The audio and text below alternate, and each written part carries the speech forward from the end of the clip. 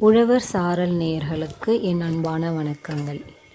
இவ்வளோ நாளாக நம்ம சேனலுக்கு நீங்கள் கொடுத்துட்டு வந்த ஆதரவுக்கு என் மனமார்ந்த நன்றிகள். இதுவரை நம்ம சேனலில் சமையல், விவசாய தொழில் சார்ந்த வீடியோஸ்லாம் பார்த்துருப்பீங்க.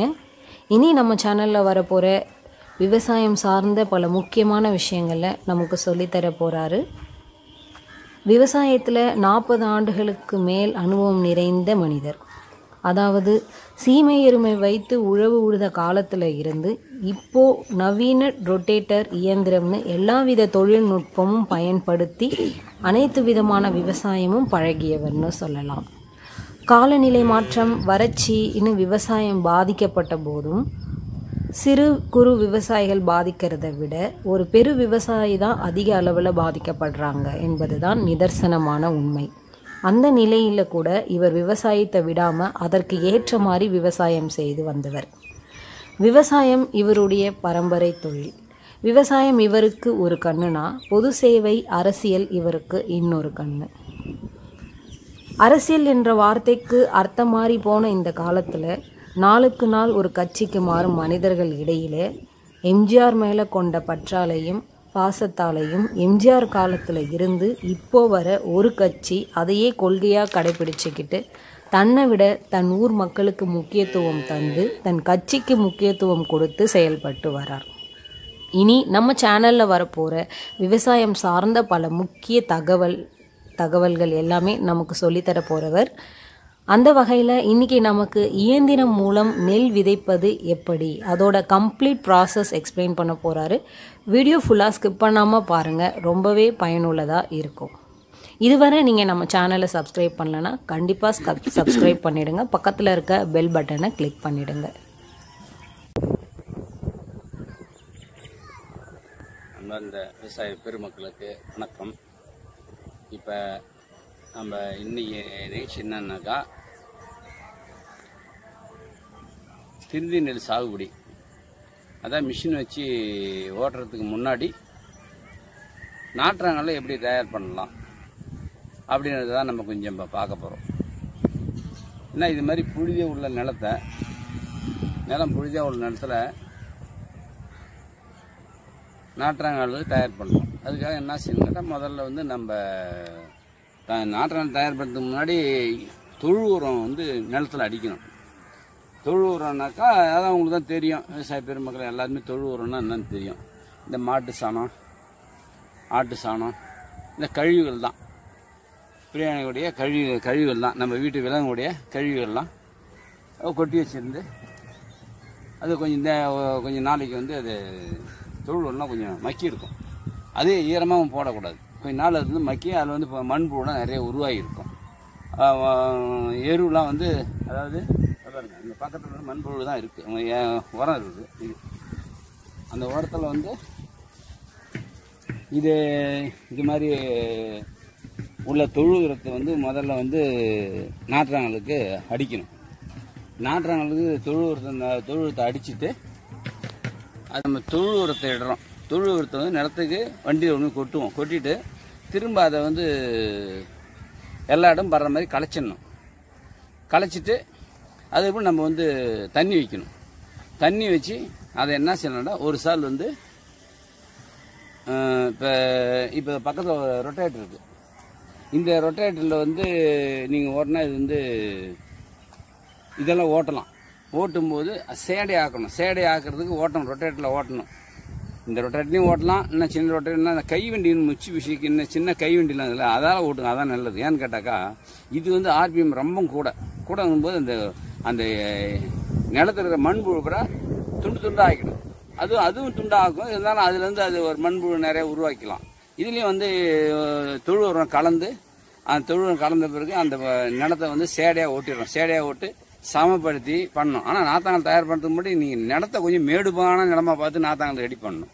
ஏன்னா நீர் வரும்போதோ மழை வரும்போதோ வடிகட்டுறதுக்கு பட்டு ஏதோ வேணும். அதனால் கொஞ்சம் மேடுபாங்கான இடத்துல பார்த்து நீ நாற்றாங்கல் தயார் பண்ணிவிட்டு இந்த எருவை கொட்டி தண்ணீர் பாய்ச்சி சேடை ஆக்கிடணும். சேடை ஆக்கிட்டு உடனே நாற்றாங்கல் விட்டுறக்கூடாது. அதில் அது சேடை ஆக்கின ஒரு வாரம் அது சேடையில் இருக்கணும். காயணும், அந்த நிலம் தண்ணி காயணும், மறுபடியும் தண்ணி வைக்கணும். அப்படியே இருக்கணும். அப்படி இருக்கும்போது அந்த எருவில் இருக்கிற விதைங்க பில்லு விதைங்க, இல்லை வேற வீட்டில் விடுற விதைங்க, ஆடு மாடு சாப்பிட்டு வரும்போது அதில் வர விதைங்க, இதெல்லாம் வந்து முளைக்கும். அந்த முளைக்கிறதுக்கு ஒரு 2-3 நாள் டைம் கொடுத்தீங்கன்னா அது முளைச்சிடும். முளைச்ச பிறகு ஒரு தடவை மறுபடியும் ஓட்டணும். ஓட்டும்போது ஏன் ஓட்டணும்னா அந்த விதைங்கெல்லாம் பூரா முளைச்சி வந்துடும். நிலம் வந்து ஒரு பக்குவத்துக்கு வந்துடும். நிலத்தில் இருக்கிற புல்லாம் கொஞ்சம் முளைக்கும். அதுவும் மறுபடியும் திரும்ப ஓட்டி அதை வந்து விட்டுனா அது கொஞ்சம் மக்கிடும். மக்கின பிறகு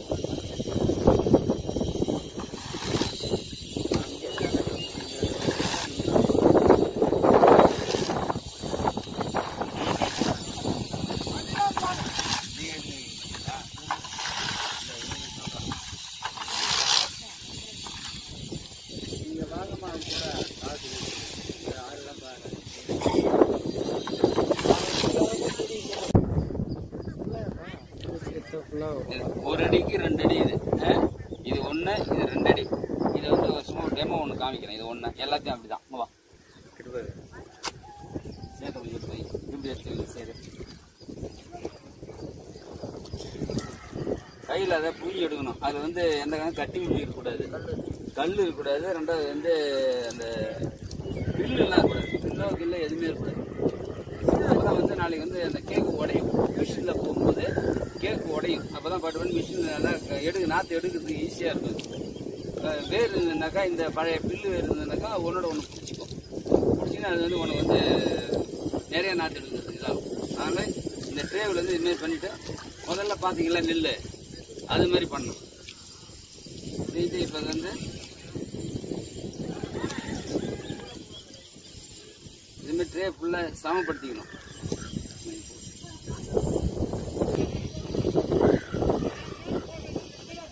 இது வந்து 1 ட்ரே. இந்த ட்ரேவில் ஃபுல்லாக மண்ணை சேர்த்த வச்சாச்சு. இந்த சேரு வந்து எதுவுமே அதில் வந்து கல் கூட எதுவும் கட்டி முட்டிலாம் இருக்கக்கூடாது. இரண்டாவது வந்து பில்லுடைய பழைய பில்லுங்க வந்து இருக்கக்கூடாது. தூசு இல்லாமல் அது பண்ணியாச்சு. இப்போ இது வந்து ரெடி பண்ணியாச்சு. இப்போ இது ரெடி பண்ண பிறகு தான் உங்களுக்கு வந்து இது மாதிரி இப்போ மேலே வந்து விதையை வந்து பக்குவப்படுத்த விட ஒரு நாள் நேற்று சாயந்தரம் வச்ச விதையை இன்னைக்கு எடுத்து தண்ணி வடிகட்டி இன்னைக்கு இப்போ நம்ம 10 மணிக்கு விட்றோம். இந்த 10 மணிக்கு இதை வந்து விதையை வந்து தெளிக்கிறோம். தெளிப்பானை வச்சு தெளிச்சாச்சு. இப்போ அதுக்கு மேலே வந்து மூடு போட்டாச்சு. மூடு போட்டோன்னா இது மழைக்கோ இல்லை குருவிங்களுக்கோ எல்லாத்துக்கும் பாதுகாப்புக்கு இதை போட்டாச்சு. இப்போ தண்ணி இது ஃபுல்லாக வந்து இந்த மேட்டு நனைகிற வரையும் தண்ணி விட்டுடணும். ஒரு நாளைக்கு ஃபுல்லாக தண்ணி விட்டு நிறுத்திட்டு மறுநாள் வடிகட்டிடணும். ஆனால் எப்பயுமே வந்து இந்த ஒரு 3 முறையாக வந்து 6 நாளைக்கு வந்து தண்ணி விட்டு மறுநாள் வடிகட்டிடணும். அந்த இதில் இருக்கணும். அப்போ தான் விதை நல்லா முளைக்கும். நாற்றாங்கல் பக்கத்துக்கு சொல்லிட்டோம். இப்போ மிஷின் வந்து ஏன் வந்து பெரிய ரொட்டேட்டர் வச்சு ஓட்ட விடான்னு சொல்லி கேட்டாக்க, அந்த மண்புழுலாம் கொஞ்சம் இதாகிடும், செத்து போயிடும். மண்புழுலாம் சாமறதுக்கு அடிபடாமல் இருக்கிறதுக்காக தான் உங்களுக்கு வந்து பண்ண சொல்கிறேன் நான். ஆனால் வந்து ரொட்டேட்டரில் போட்டு ஓட்டும்போது வந்து நீங்கள் ஒரேடியாக வந்து 1/2 அடி அப்படிலாம் ஓட்டக்கூடாது. ஒரு 3 அங்குலம் 4 அங்குலம் அதுக்கு மேலே நீங்கள் ஓட்டக்கூடாது. கீழே ரொம்ப அடி வெளியும் போகக்கூடாது. கீழ் மண்ணை கிளப்பக்கூடாது. சத்தான மண் மேலே தான் இருக்குது. அதனால் வந்து நீ அந்த மண்ணை விட்டு கீழே அடிமண்ணுக்கு போனாக்கா அது கொஞ்சம் நாற்றாங்கலாம் இருக்காது. அதனால் வந்து 4 நாற்றாங்களோட வேர் உண்ணும்போது கூட நம்ம ட்ரேல் தான் போடுறோம். இருந்தாலும் சில பேர் நாற்றாங்கல் நேரடியாக விதைப்பாங்களே, அது வேர் வந்து அதிகமாக கீழே போச்சுன்னா நாற்று அறுபடுறதுக்கு கூட சான்ஸ் இருக்குது. அதனால் நீங்கள் வந்து மேலிடம் இருந்தாலும் நல்லது தான். நம்மளுக்கு மண்புழு பயன்படுத்தணும். அதுக்கு மண்புழுக்கு அதுக்கு தேவை. அதுக்கு பிறகு நீங்கள் வந்து அப்புறம் போகிற டிஏபி கரைசல், அதுக்கு பிறகு அதில் இருக்கிற பூஞ்சானத்தை பார்த்து அதுக்குள்ள ஏதாவது பஞ்சகாவியா அதெல்லாம் வந்து நம்ம அப்பப்போ பார்த்து அப்பப்போ கொஞ்சம் தெளித்து நம்ம பயிரை உருவாக்கிக்கலாம். இது வந்து தென்நெல் சாகுபடின்னு சொல்லும்போது 20 நாள்லேருந்து 22 நாளுக்குள்ளே நடவு நட்டுடணும். கணு வந்து ஒரு கணு இருக்கும்போது எடுத்து நட்டுடணும். கூடிய மட்டும் நீங்கள் வந்து 1 பயிர் 2 பயிர் நட்டாலே உங்களுக்கு நல்லா தூர் கட்டி நல்லா இருக்கும் பயிர். பார்க்குறதுக்கு முதல்ல பார்த்தா நடவு நட்ட பிறகு மிஷினால் நடவு நட்ட பிறகு பார்த்தாக்கா எங்கேயோ ஒரு பயிர் எங்கேயோ களமாரி தெரியும். ஆனால் நல்லாயிருக்கும் உங்களுக்கு. அதுக்கு நாள் போக போக தான் உங்களுக்கு நல்லா வரும். உங்களுக்கு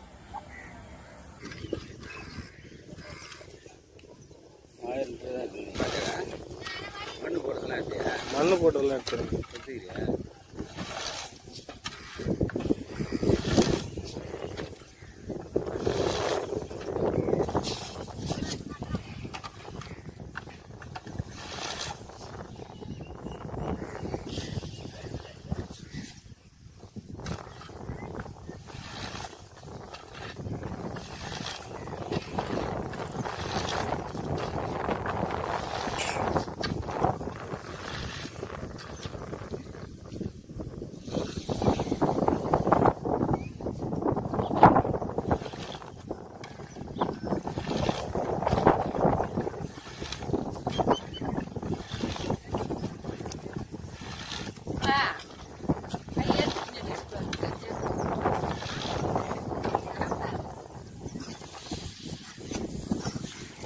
வந்து காட்டுறியே துண்டு எடு.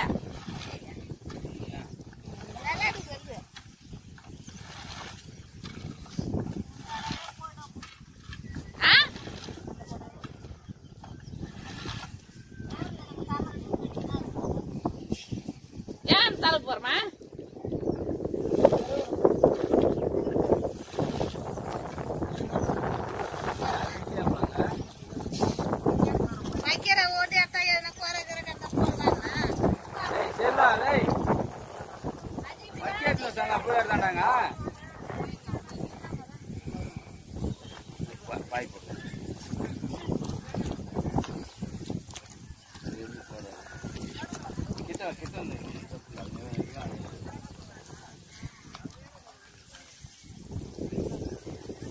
சமைஞ்ச கூடுங்க.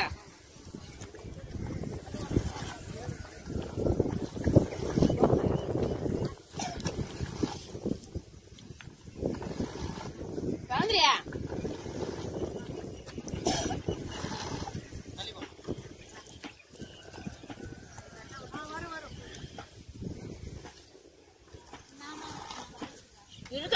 நீ இழுங்க விடுங்க, நீங்க விடுங்க, நீங்க விடுங்க.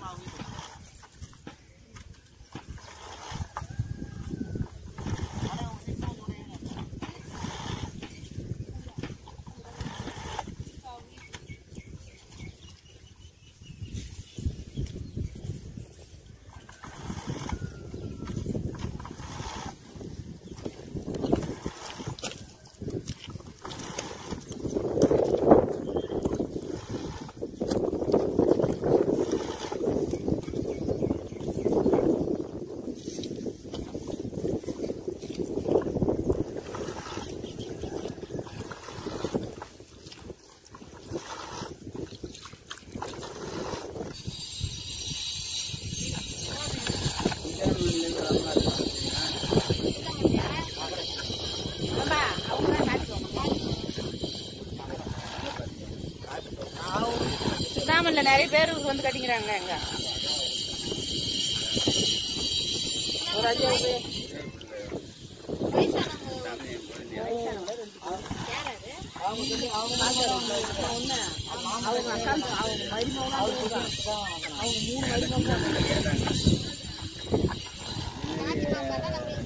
ஆமா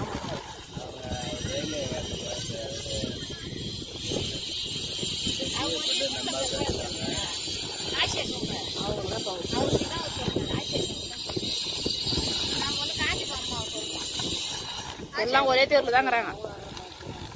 ஆமா ஆமா எல்லாம் சிந்தாமணி நகரம் எல்லாம் ஒரு 7 பொண்ணு இருக்குது எங்க ஊர்ல. ஒரே வீட்டை 4 இருக்குது. என்ன பாப்பா சிரிக்கிறா? 4 இல்ல ஒரு மூட்டை 2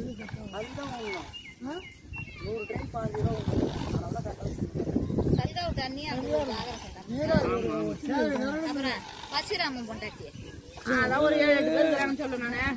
ஊருக்கு ஆளுங்கலேருந்து வந்து என்கிட்ட ஒரு மாதம் வேலை செஞ்சாங்க. 10 பேர் வேலை செஞ்சாங்க. 10 பேர் 10 ஆளுக்கு 50 லட்சம் போட்டாங்க.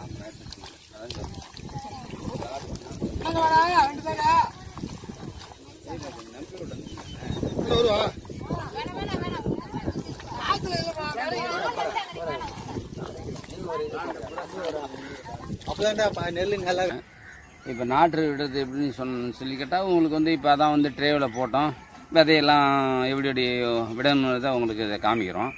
அதை பாருங்கள். இப்படி தான் விட்றோம். விட்ட பிறகு இது மேலே வந்து இந்த பச்சை பேப்பரை போத்துறோம். அதாவது ஜன்னல் மாதிரி இந்த பேப்பரை போட்டுறோம். ஷேர் நெட்டுன்னு பெறுது, ஷேர் நெட்டுன்னு பெறுது. அதுக்கு வந்து அதை நம்ம போத்துறோம். அது ஏன் போத்துறோம்னு சொல்லி கேட்டாக்கா மழை பெஞ்சாக நேரடியாக விதையை வந்து பெரட்டி போட்டுரும். நம்ம விரை வந்து ஊர்ந்த பிறகு அது வந்து வேர் வந்து கீழே போகும். அந்த மழை வரும்போது தூக்கி திருப்பிடும் அந்த வேரை. அப்போ அது முளைக்காத முளைத்திறன் இல்லாத போயிடுது. அதனால் மேலே இந்த ஷேனட்டை போட்டாக்கா மழை பெஞ்சு அது வந்து மழை பெஞ்சாலும் அது மெதுவாக போகும். ஆனால் சில பேர் வந்து என்ன செய்யணும்னாக்கா இந்த இது மேலே வந்து வக்கீலை போடுவாங்க. வக்கீல் போடுறது வந்து அதுவும் நல்லது தான். தண்ணி வந்து இறங்கும் போது இதாகாது, எதையும் பாதிப்பில்லை. அது மெதுவாக இறங்கும், ஸ்பீட் இல்லாமல், மழை தண்ணி ஸ்பீட் இல்லாமல் இறங்கும். அதே சமயத்தில் வக்கீலில் என்ன போட்டாலும் அந்த வக்கீலில் முன்னாடி நம்ம அறுவடை பண்ண நெல்லுங்க ஒன்றுண்டு இருக்கும். அந்த நெல்லுங்கிற ஒன்றுண்டு என்ன பண்ணாடா கீழே வந்து அந்த விதையில் கலப்பட விதையாயிடும். அதனால தான் நீங்கள் வந்து வக்கீலையே பயன்படுத்த வேணாம்னு சொல்லுதாங்க. எந்த சூழ்நிலை ஒரு சூழ்நிலையில் வக்கீலில் நெல் இருந்தே தீரும். அந்த நெல் இல்லாமல் பார்த்துக்குங்க. அதை அப்படி போட்டு அதை பண்ணிட்டோன்னு வச்சுக்கோ. போட்டு இதை மூடா போட்டு மூடியாச்சு. எல்லாம் மூடா போட்டு மூடி இப்போ ரெடி பண்ணிட்டோம். இப்போ என்ன பண்ணுவோம் கேட்டால் இன்றைக்கி வச்சாச்சு. இப்போ இந்த ஏரியாவை பாருங்கள், எங்கேயுமே தண்ணியே இல்லை. தண்ணி இல்லாமல் காஞ்சி சேத்தை வச்சு மூடி விதைச்சாச்சு. மேலே ஷேட் நெட்டு போட்டாச்சு. இந்த ஷேட் நெட்டு போட்ட பிறகு நாளைய ஒரு நாள் இது இருக்கும். அதை நாளைக்கு ஒரு நாள் விட்டு நாளைய மறுநாள் வந்து தண்ணி வைக்கணும். தண்ணி வைக்கும்போது இந்த ட்ரேவெல்லாம் முழுகிற மாதிரி தண்ணி வைக்கணும். இதுலேருந்து எதுவுமே வைக்கலாக இருந்தாலும் எடுக்க வேண்டியதில்லை, இந்த ஷேட் நெட்டாக இருந்தாலும் எடுக்க வேண்டியதில்லை. அப்படியே முழுகணும், தண்ணியில் முழுகணும். முழுகின பிறகு பட்டும் வடிகட்டிடலாம். வடிகட்டும் போது தண்ணியெலாம் நிற்காது. அதில் வடிகட்டிடணும். ஒரு அரை மணி நேரம் கழிச்சு உடனே தண்ணியை வடிகட்டிடணும். வடிகட்டி இது கொஞ்சம் உணரணும். உணர்ந்த பிறகு லேசாக வேற வந்து மறுநாள் போய் மறுநாள் வேற. இப்படியா ஒரு 3 நாளைக்கு, மொத்தம் ஒரு 6 நாளைக்கு. அதான் 3 நாள் வந்து தண்ணி வச்சு 3 நாள் வடிகட்டிடணும். 3 நாள் இதாக இருக்கணும். ஒரு 6 நாள் 7 நாள் பண்ணிட்டு அதுக்கு பிறகு இந்த ஷேர் நெட்லாம் எடுத்துடலாம். அது எடுக்கும்போது ஒன்று நம்மளது ஆளாக நாளைக்கு எடுக்கலாம். அதை காமிக்கிறோம் உங்களுக்கு. இப்போ அந்த ஷேர்லாம் எடுத்த பிறகு அதுக்கு பிறகு நாற்று நாள் வாழ்ந்த பிறகு ரொட்டீனாக தண்ணி வச்சிடலாம். அதுக்கு பிறகு தண்ணி வந்து ஃபுல் பண்ணி வச்சிடலாம். அது பண்ணிவிட்டு இதை வந்து என்ன பண்ணு கேட்டாக்கா, கரெக்டாக 18ஆம் நாற்று 20ஆம் நாற்று விட்ட 10 நாளில் நம்ம நிலத்தை ஓட்டி பக்குவப்படுறதுக்கு ஆரம்பிச்சிடலாம். சேடை வச்சிடலாம். அது 10 நாளில் சேடை வச்சுன்னா அது வந்து ஒரு தடவை 2 தடவை ஓட்டி சேடை வச்சுட்டு தான் அது எல்லாம் சேர்த்து அந்த இதெல்லாம் வேறு கீரை எல்லாம் அழுகுறது சரியாயிடும். நடவு ரெடி பண்ணி வச்சிடலாம். 20ஆம் நாள் டு 22ஆம் நாளுக்குள்ளார மிஷின் நடவு நட்டுடணும். இதுக்கு முன்னாடி தொழு உரத்தை போட்டு எல்லாம் வந்து நம்ம நிலத்தெல்லாம் பக்குவப்படுத்தி வச்சுக்கிறது நம்ம பொறுப்பு. அப்புறம் அதுக்கு பிறகு வந்து உங்களுக்கு வந்து தண்ணீர் பாசத்தை போதும். அதான் நாற்று நடவு நடுறோம்னாக்கா, நாளைக்கு நடவு நடுறோம்னாக்கா இன்றைக்கி வந்து சேடையெல்லாம் பக்குவப்படுத்திடணும். பக்குவப்படுத்தி கொஞ்சம் இருடாக இருக்கணும். அப்போ தான் வண்டி போகிறதுக்கு நல்லாயிருக்கும். நாற்று நல்லா உட்காந்து அதில் தரமாக உட்காரும். மிஷின் நடவு வந்து நாற்று உட்காரத்துக்கு நல்லாயிருக்கும். ஃபுல்லாக சேர்த்த வச்சு நடக்கூடாது. அது நடவு நடும்போது குனி மட்டும் அவர்கிட்ட சொல்லி மிஷின்கார்ட்ட சொல்லி கொஞ்சம் மேலே நடுங்க அப்படின்னு சொல்லலாம். கையால் நடுறதா இருந்தாக்க கம்ப்ளீட்டாக நீங்கள் நாற்று உணைய வேண்டியதில்லை. அப்படியே புட்டு ஒரு நாற்றா போட்டு மேலே வச்சு விட்டுடலாம். அவன் மேலே வச்சா தான் உங்களுக்கு நாற்று வேண்டிய வேர் வந்து சக்குன்னு சைடில் பரவி இடம் பிடிக்கும். அந்த ஒரு நாற்று வந்து இடம் பிடிச்சி வளரும்போது இடத்த வந்து நம்ம இடைவெளியாக கொடுத்து நட்டோம்னாக்கா அது எடுத்து அங்கே தீனி எடுத்துன்னு நல்லா வளரும். வளர்ந்து அது வந்து ஒரு 50 கிலோ 60 கிலோ 30 கலப்பு கிளைக்கு நல்லாயிருக்கும் பயிர். அதனால் அப்படி நடத்து நல்லது தான். கையாலையும் நடலாம். கொஞ்சம் மேட வேலை கையாலையும் நடலாம். நடத்து என்னான்னு சொல்லி கேட்டாக்கா, இப்போ இங்கெல்லாம் வந்து நடவு நடுறது பெண்களுடைய இல்லாத குறை. பெண்கள் குறிப்பிட்ட நேரத்துக்கு வரமாட்டுறாங்க. அதை வேலை செய்கிறவங்க வரமாட்டுறாங்க. நாற்று பிடுங்கன்னா அவங்களும் வரமாட்டுறாங்க. இதெல்லாம் ரொம்ப கஷ்டமாக இருக்குது. அப்புறம் ஒரு நாளைக்கு ஒரு பெரும் விவசாயி ஒரு 5 ஏக்கர் 10 ஏக்கர் 50 ஏக்கர் வச்சுருக்க விவசாயிகள்லாம் வந்து ரொம்ப இதெல்லாம் கஷ்டமாக இருக்குது ஜனங்கிட்ட. ஏன்னா இது நம்ம அந்தமா ஒரு நாளைக்கு 2-4 ஏக்கர் நட்டமா வேலை முடிஞ்சிடும். அதனால் இது நடத்த நல்லது. அதே சமயத்தில் நாளைக்கு வந்து நம்ம அந்த கோணாரோடு போட்டு களை எடுக்கிறதுக்கு, உள்ளார விட்டு களை எடுக்கிறதுக்கு எல்லாம் வசதியாக இருக்கும். நாளைக்கு இந்த என்ன உரம் போடுறது, தீனி போடுறதுக்கு, உரம் போடுறதுக்கு எல்லாத்துக்கும் இந்த இதில் கால் நம்மளுக்கு போடலாம். பயிர் அடிப்படாமல் போடலாம். நல்ல காற்று ஓட்டமாக இருக்கும். எல்லா பயிரும் காற்று ஓட்டமாக இருக்கும். எந்த திசையில் காற்று அடித்தாலும் பயிர் நல்லா ஈஸியாக வளர்ந்து காற்றோட அவ்வளோ நல்லாயிருக்கும். 2வது வேர் வந்து களை எடுக்கும்போது எவ்வளோ அறுபடுதோ, எவ்வளோ வந்து வேர் வந்து நடவுடைய வேர் அறுபடுதோ நல்லா பிடிச்சி கொஞ்சம் பச்சை எடுத்து திரும்ப ஒரு தடவை அந்த வேர்லாம் அறுபடுற மாதிரி இந்த கோண போட்டு இழுத்திங்கனாக்கா எவ்வளோ வேர் அறுபடுதோ அவ்வளோ வேருக்கு அவ்வளோ தூர் கட்ட ஆரம்பிச்சிடும். அதனால் நம்ம கோண போட்டு எடுத்து ரொம்ப நல்லது. அதோட கையால் எடுக்கிறத கோண போட்டு எடுத்திங்கன்னா களை எடுத்திங்கன்னா நல்லாயிருக்கும். அப்புறம் அடுத்த இதில்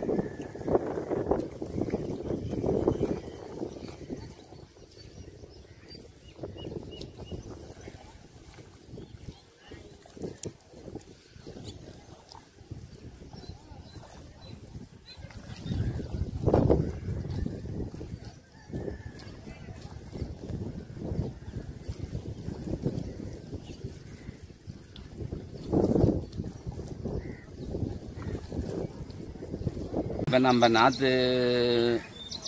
நாற்றங்காலை எப்படி தயார் பண்ணதுன்னு உங்களுக்கு சொல்லியிருக்கிறேன். ரெண்டாவது வந்து நாற்று இப்போ உங்கள் முட்டையும் காமிச்சிருக்கிறேன். ரெண்டாவது நாற்றுக்கு எப்படி தண்ணி வச்சு எப்படி கொண்டு வரணும்னு சொல்லியிருக்கிறேன். நாம் இப்போ வந்து இந்த 20 நாள் வரலையும் அதை வந்து பார்த்துக்குவோம். ரெண்டாவது உடனே இப்போ ஒரு மேலே வந்து கொஞ்சம் கரைசல்லாம் அந்த பூச்சிக்கொல்லி கரைசல்லாம் தெளிக்கணும். அது இருக்கிறோம், இன்னும் ஒரு வாரம் ஆகணும் அது போகிறதுக்கு. அது பண்ணுறோம். அதுக்கு பிறகு வந்து உங்களுக்கு சேடையெல்லாம் ரெடி பண்ணிவிட்டு நாற்று நடற அன்னைக்கு அதில் உங்களுக்கு விரிவாக அன்றைக்கி வந்து நல்லாவே காமிக்கிறோம். அன்றைக்கி ஃபுல்லாக காமிக்கிறோம். உங்களுக்கு ஏதாவது சந்தேகம் இருந்தாலும் கேளுங்க, நாங்கள் சொல்கிறோம். நாங்கள் அன்றைக்கி நேரலையில் நீங்கள் பார்க்கலாம். அன்றைக்கி நாங்கள் வந்து நாற்று எப்படி நடுறாங்க மிஷினுடைய நேரலையை உங்களுக்கு அன்றைக்கி நாங்கள் அனுப்புகிறோம். எல்லா விவசாய பெருமளும் அன்றைக்கி பார்க்கலாம்.